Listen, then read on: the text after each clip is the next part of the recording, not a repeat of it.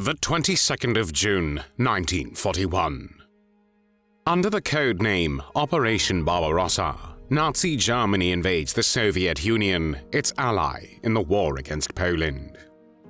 Among the first territories to be occupied by Germany is Belarus, officially called Belarusian Soviet Socialist Republic, a territory which prior to the Nazi invasion had been under Russian control for almost 150 years. Within just a week of the invasion, the Germans capture the capital, Minsk, and immediately implement their genocidal policies. Among the first to be targeted are the Jews, who are confined to ghettos where they face extreme overcrowding, severe food shortages, and starvation. Along with the Jews, Hitler also intends to exterminate the Slavs, the dominant ethnic group in the region, whom the Germans view as racially inferior. As a result of Nazi policies, the local population is subjected to mass murder, shootings, starvation, and forced deportations. One of the main perpetrators of these atrocities is Gottfried von Erdmannsdorff. Gottfried von Erdmannsdorff was born on the 25th of April 1893 in Kamenz, then part of the German Empire. He came from an aristocratic military background, and his father, Heinrich von Erdmannsdorff, was a royal Saxon official and a retired cavalry captain. Like his father, Gottfried's older brother Werner von Erdmannsdorff pursued a military career and would later become a general of the infantry.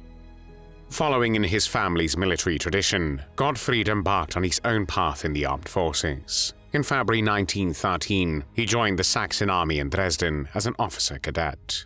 From May 1913 to January 1914, he attended the Hanover Military School, and in February 1914, he was promoted to lieutenant, the equivalent of a second lieutenant in the US Army.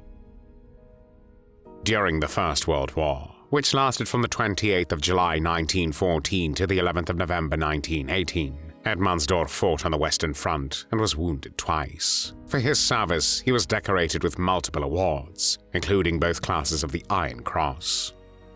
After German leaders signed the armistice in the Compiègne Forest in France, which ended the First World War, Erdmannsdorff marched home with his regiment, where it was demobilized. In the new Weimar Republic, which was the name given to the German government from 1918 to 1933, Erdmannsdorff served in the newly created Reichswehr, the German army, which was restricted to 100,000 men.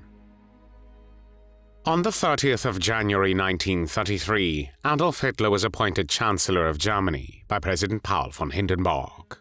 2 months later, Erdmannsdorff was discharged from military service, but in April 1934, he was reactivated into the army. In the following years, he steadily climbed the ranks until he was promoted to Oberst, an equivalent to colonel, in June 1939. The Second World War began on the 1st of September 1939, when Nazi Germany invaded Poland using blitzkrieg tactics, which combined speed, armored units, and airstrikes. This invasion prompted Britain and France to declare war on Germany, initiating the broader European conflict. Within weeks, Poland fell, and Germany turned its attention westward. In May 1940, the German army launched a rapid invasion of France, bypassing its defenses through Belgium. Paris fell within 6 weeks, and by June, much of Western Europe was under Nazi control. Erdmannsdorff participated in the Polish campaign as part of the General Staff of the 14th Army under the command of Generaloberst Wilhelm List. He then took part in the Battle of France as the commander of the 171st Infantry Regiment. In June 1941, Nazi Germany launched Operation Barbarossa against the Soviet Union, the largest military invasion in history. 3 million German soldiers were supported by Finnish, Romanian, Hungarian, Italian, Slovak, and Croatian troops. For Nazi Germany, this attack was not an ordinary military operation. The war against the Soviet Union was a war of annihilation between German fascism and Soviet communism, a racial war between German Aryans and subhuman Slavs and Jews. Following the invasion of the Soviet Union, the Nazi regime unleashed a campaign of unprecedented brutality.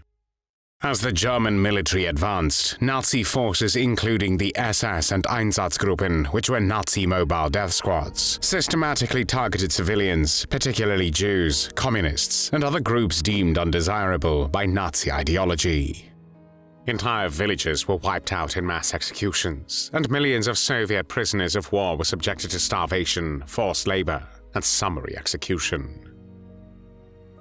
Erdmannsdorff's regiment, part of the 56th Infantry Division, operated on the Eastern Front under Army Group South and later Army Group Center. While officially tasked with security duties in the rear areas, its actions went far beyond simple military operations. Between June and September 1941, the regiment was involved in mass arrests and executions targeting Soviet civilians. Erdmannsdorff's subordinates arrested approximately 600 communist-affiliated Soviet civilians. 20 of them were executed, allegedly while attempting to escape or resisting arrest. The rest were handed over to the field gendarmerie, and they were also shot. These executions were not isolated incidents, but part of a broader campaign of terror. The regiment also played a key role in the forced deportation of Soviet civilians to Germany for hard labor.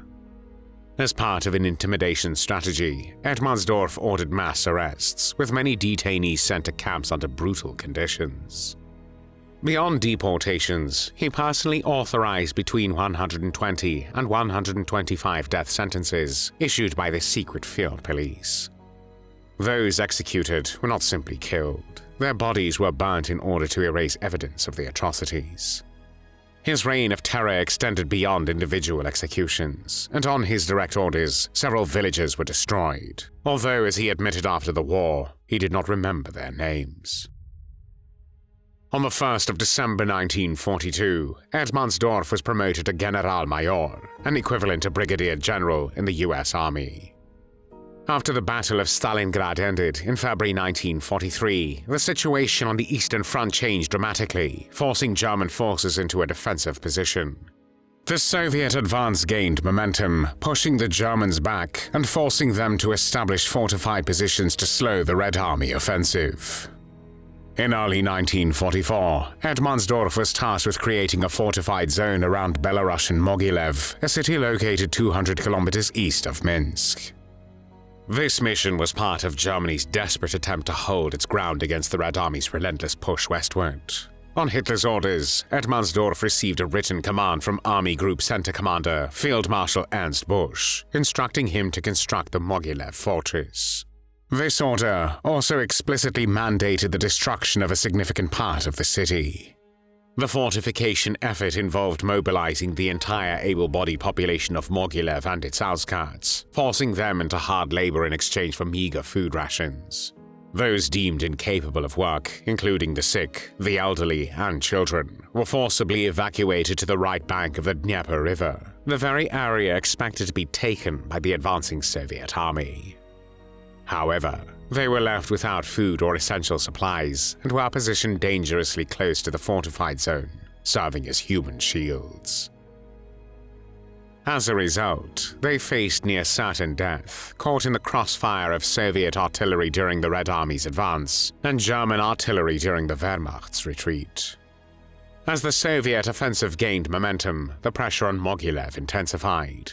What had begun as a fortified position meant to slow the Red Army's advance was now becoming a focal point of heavy combat. The German defense was weakening, and the encirclement of the city seemed imminent. On the 27th of June 1944, Soviet troops managed to push forward and make a deep breakthrough north of Mogilev by crossing the Dnieper River over a bridge at Retribution. The Fourth Army dispatched a message to Erdmannsdorff ordering him to hold Mogilev as a fortified position until the last man. However, as the Fourth Army retreated the 39th Panzer Corps and the 12th Army Corps 21 kilometers west of Mogilev, the city was left to fend for itself against overwhelming Soviet attacks. Later in the evening, Erdmannsdorff reported that German forces had been severely weakened and that Soviet troops had reached the outskirts of the city. Just 2 hours and 40 minutes later, he confirmed that only the city center remained under his control, with intense hand-to-hand combat already taking place.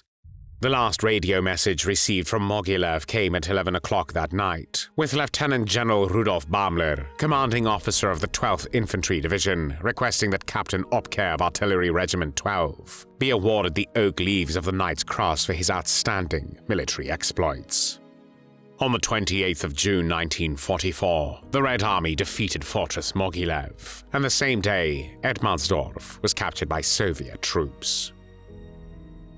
During the Parade of the Vanquished, also known as Defeat Parade, which was a march of approximately 57,000 captured German prisoners of war on the 17th of July 1944 in Moscow, Soviet novelist Boris Polevoy wrote the following. Decorated with medals and wearing a peaked cap, there walked bulky and broad-shouldered Generalmajor Erdmannsdorff. He kept looking around fearfully whenever a whistle was heard in the crowd, or he would flinch and draw his head into his shoulders when a woman shouted curses without restraining herself.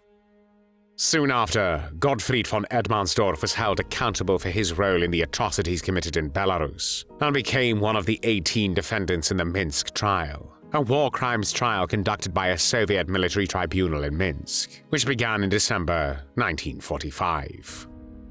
Erdmannsdorff's charges included the deportation of 10,000 people, the destruction of villages, schools, and churches, the shootings of disabled people during the construction of fortifications, the using of people as human shields, the organization of reprisal operations against civilians under the guise of fighting partisans, and the establishment of camps in which many people died.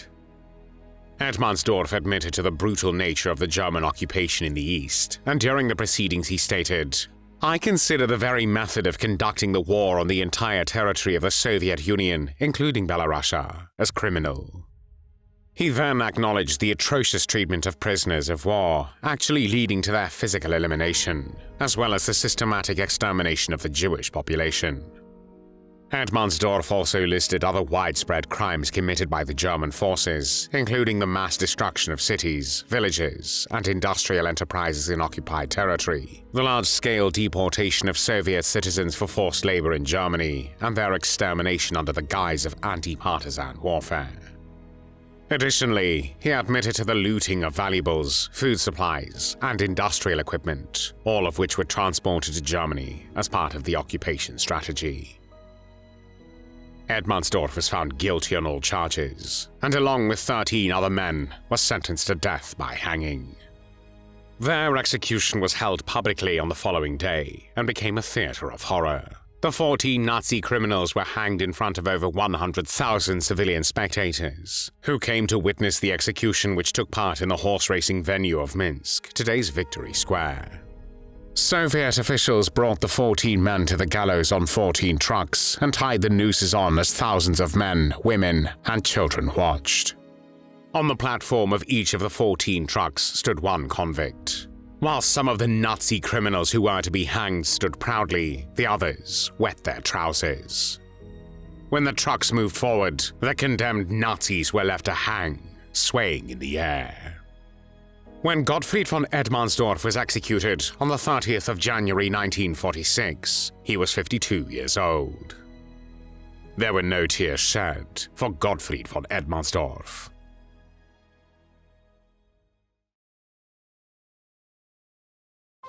Thanks for watching the World History Channel. Be sure to like and subscribe, and click the bell notification icon so you don't miss our next episodes. We thank you, and we'll see you next time on the channel.